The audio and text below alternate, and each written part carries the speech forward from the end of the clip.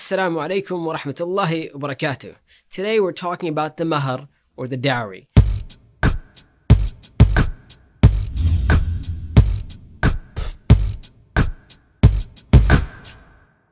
There are misconceptions and confusions regarding this issue, so let's take a brief look at this matter, inshallah.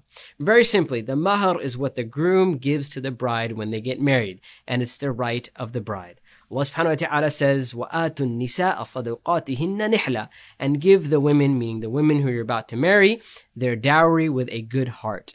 If you notice here, Allah uses the word sadaq, and sadaq comes from the word sidq, which means truth. So the Mahr, or sadaq, is a testament to how truthful and sincere the man is in his desire to marry this woman and to fulfill his obligations. The Mahr really is a symbol of respect and honor for this woman that he's about to marry. Now, according to most of the scholars, the Mahr should be something which is tangible, but Islam doesn't stipulate an exact amount, nor a maximum or minimum amount.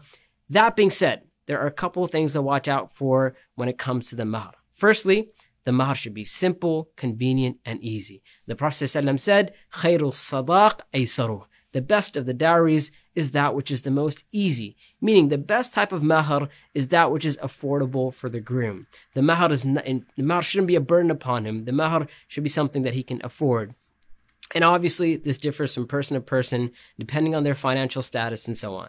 So yes, the groom should be as generous as possible when it comes to the Mahr, but he should not commit to a Mahr which he cannot afford. He should give what he's able to give without it being a burden.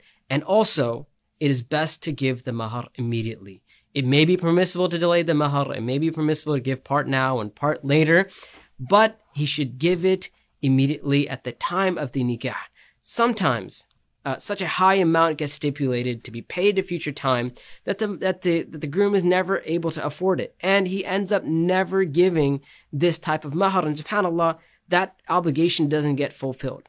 And sometimes, subhanAllah, and this happens, sometimes a person gets pressured into giving a Mahr and he cannot speak up and say, you know what, I can't afford this Mahr. And because he's pressured into this and he feels the pressure of it later, he ends up with resentment, either towards the bride or towards her family or whoever else, and this leads to problems down the line.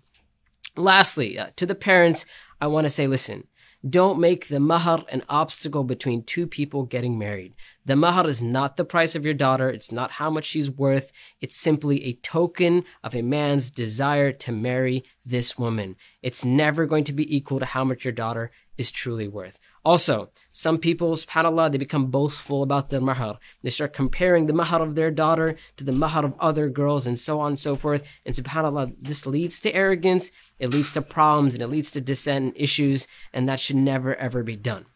And Allah subhanahu wa ta'ala knows best. Until next time, inshallah ta'ala, assalamu alaikum wa rahmatullahi wa barakatuh.